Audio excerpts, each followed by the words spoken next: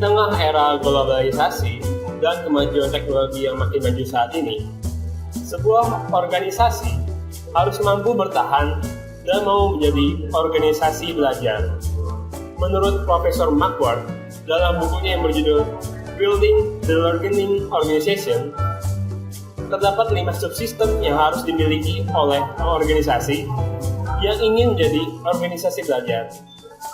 Adapun 5 subsistem tersebut antara lain dinamika belajar, transformasi organisasi, pemberdayaan orang, manajemen pengetahuan, dan penerapan teknologi. Pada video ini, yang menjadi fokus utama kami ialah subsistem manajemen pengetahuan, atau dalam buku Building the Learning Organization dapat dijelaskan lebih rinci dalam bab knowledge management. Dalam bab tersebut disebutkan terdapat 6 elemen yang dapat membangun subsistem knowledge management, seperti acquisition, creation, storage, analysis and data mining, transfer and dissemination, dan application and validation. Namun dalam video ini, saya dan kawan-kawan saya hanya akan menjelaskan mengenai creation. Mari simak baik-baik video ini. Menurut Peter Seng, membuat atau menciptakan pengetahuan baru tidak hanya melibatkan informasi eksternal yang dikembangkan kelompok, tetapi juga wawasan dan intuisi individu yang diam-diam dan subjektif. Maksud di sini ialah menciptakan pengetahuan tak hanya berasal dari informasi dari individu ketika berargumen, berdiskusi, dan lain-lain. Pengetahuan bisa tercipta karena adanya kemauan dari individu disebut untuk belajar yang dapat menciptakan pengetahuan secara diam-diam atau disebut tacit knowledge. Dalam berkehidupan berorganisasi, kita biasanya akan menemukan anggota organisasi yang mahir, pandai, dan berkinerja baik di dalam organisasi tersebut.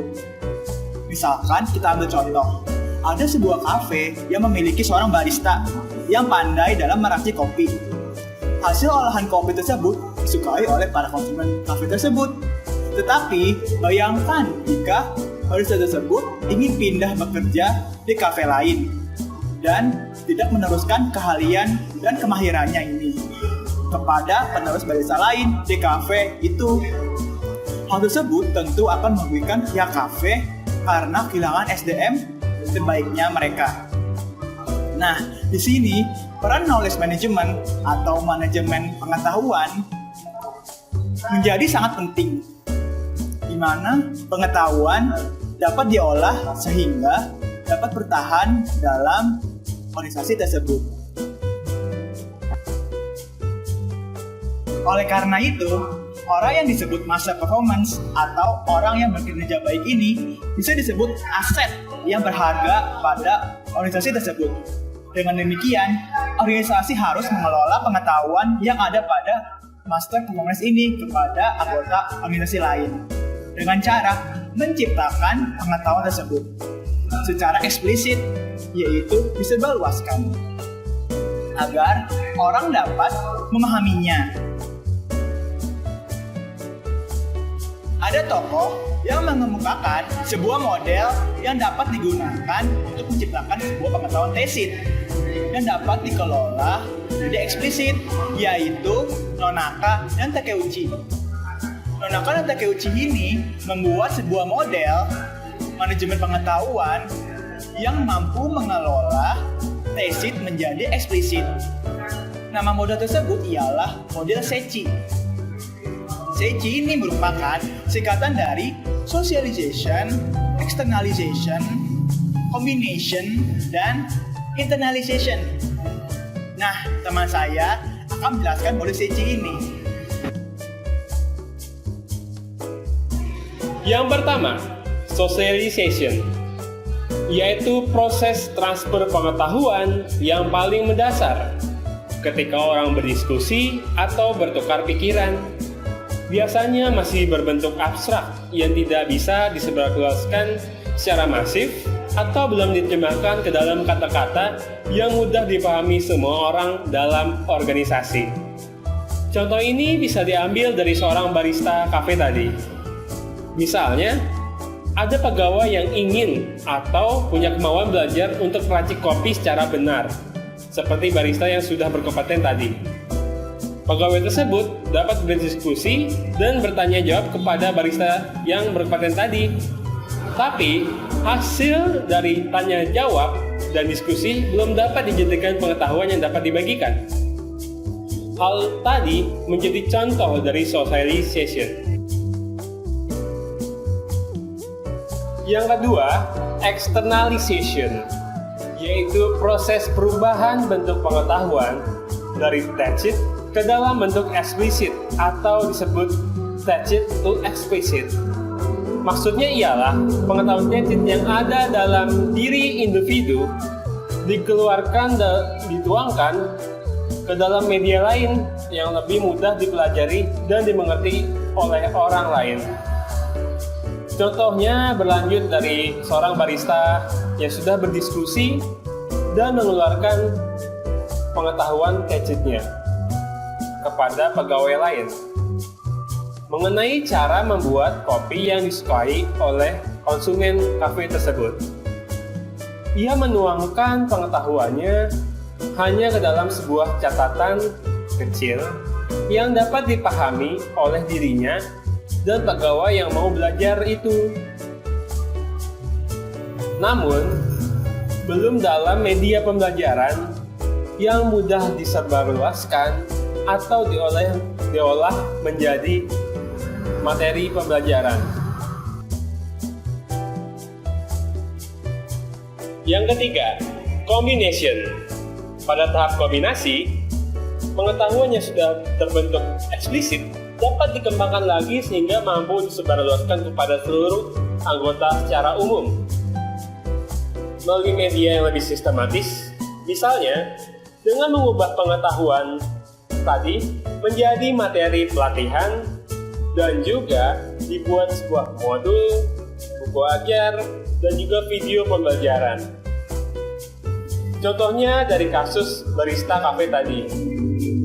Catatan mengenai tacit knowledge barista dapat diolah oleh pihak kafe menjadi media yang dapat dipelajari dan dipahami oleh semua pegawai di kafe tersebut. Bahkan pihak kafe juga bisa menjadikan pengetahuan barista tadi menjadi materi pelatihan. Yang terakhir yaitu internalization. Pada tahap internalization, pengetahuan yang sudah terbentuk dalam wujud explicit knowledge akan dipelajari oleh seorang lain dan akan dipahami serta ditanamkan ke dalam pikirannya. Maka dengan demikian, dari explicit knowledge akan kembali menjadi tacit knowledge lagi, atau disebut juga explicit to tacit. Contohnya, ketika seorang pegawai baru di kafe tadi sudah mempelajari dan memahami pengetahuan yang berasal dari pelatihan yang dilakukan kafe, tempatnya bekerja, seterusnya ia dapat menerapkan pengetahuan tentang merakit kopi dengan mempraktikannya. Di sini dapat dikenal dengan istilah learning by doing. Proses yang demikian akan terus berulang dari generasi ke generasi. Jadi, sebuah pengetahuan tidak akan terputus atau hilang begitu saja pada suatu generasi, melainkan akan diteruskan, bahkan dikembangkan melalui model manajemen pengetahuan SECI ini.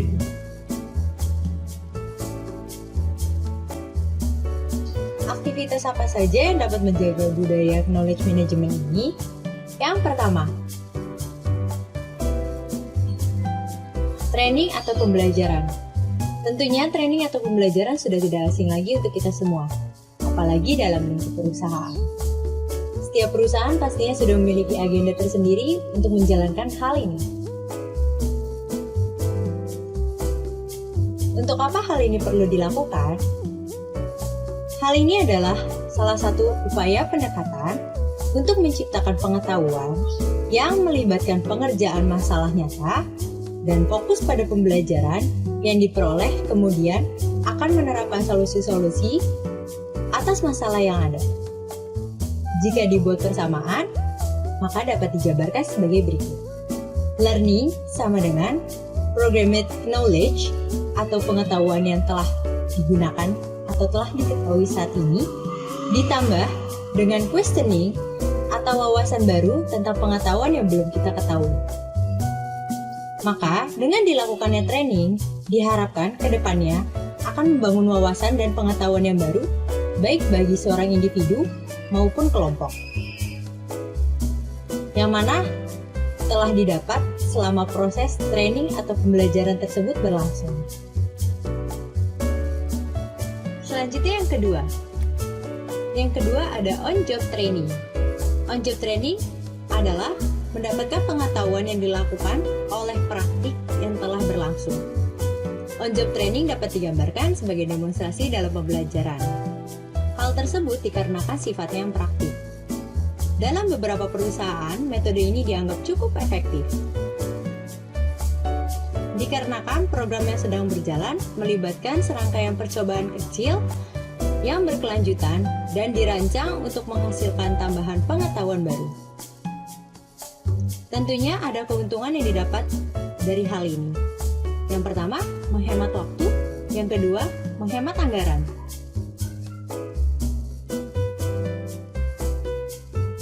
Dengan menghemat anggaran, dana yang dialokasikan untuk hal lain, dana yang telah dialokasikan untuk melakukan pelatihan atau pembelajaran dapat difokuskan untuk hal-hal lain yang lebih penting. Di samping itu juga, kita mendapat banyak praktik langsung dibandingkan teori saja. Hal ini berguna dan diperuntukkan sangat berguna dan diperuntukkan saat kita bekerja.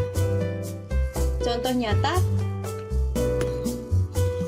yang dapat kita ambil atau contoh yang dapat saya berikan, yang pertama adalah ketika kita berdagang. Ketika kita berdagang, tidak semua mempunyai skill untuk berdagang. Akan tetapi, seiring berjalannya waktu, kita akan terbiasa untuk mempromosikan barang untuk berdagang, dan lama-kelamaan kita menjadi ahli.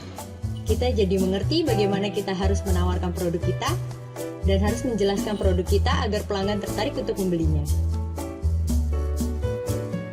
Selanjutnya yang ketiga. Yang ketiga adalah pengalaman dari masa lalu. Pengalaman dari masa lalu adalah belajar dari masalah lalu yang akan menciptakan pengetahuan baru. Perusahaan tentunya akan melakukan evaluasi pada tiap bulan maupun akhir periode untuk mengetahui sejauh mana perkembangan perusahaan tersebut telah berjalan. Maka dari itu, perusahaan akan mengambil keputusan bagaimana selama ini pembelajaran dalam suatu organisasi tersebut telah berjalan. Apakah sudah berhasil atau belum? Apakah sudah dapat dikategorikan sebagai yang berhasil atau gagal?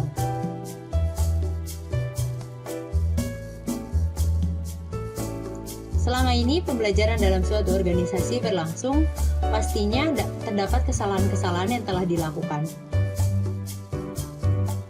Namun, dari hal ini kita mendapat hikmah, bahwa belajar dapat membentuk suatu inovasi baru dalam menyelesaikan masalah.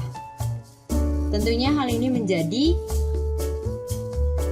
bekal sendiri untuk diri kita, untuk meminimalisir kesalahan-kesalahan yang telah terjadi di masa lampau, baik dari individu maupun kelompok. Mereka akan lebih siap dalam menghadapi masalah-masalah yang sama di masa yang akan mendatang. Contoh dari pengalaman, contoh yang dapat kami berikan terhadap tim kami berikan terhadap pengalaman yang berasal dari masa lampau. Yang pertama, ketika seorang barista perempuan sedang meracik kopinya, tiba-tiba ada pelanggan yang protes. "Mbak, di sini di kopi saya, tepatnya di gelasnya, itu terdapat rambutnya." Lalu sang barista mengambil kopi tersebut dan memeriksanya, ternyata benar ada rambutnya. Dan salah satu kesalahannya adalah barista tersebut tidak mengikat rambutnya secara baik dan benar. Makanya, terdapat rontokan rambut yang jatuh ke dalam kopinya. Hal tersebut dievaluasi oleh atasan dari sang barista tersebut. Lalu, menerapkan peraturan baru untuk barista-barista perempuan lainnya. Yang mana ketika barista tersebut sedang bekerja, maka baiknya semua barista perempuan mengunci rambutnya agar tidak terjadi kesalahan yang sama. Itulah yang dinamakan minimalisir kesalahan dan belajar dari pengalaman masa lalu.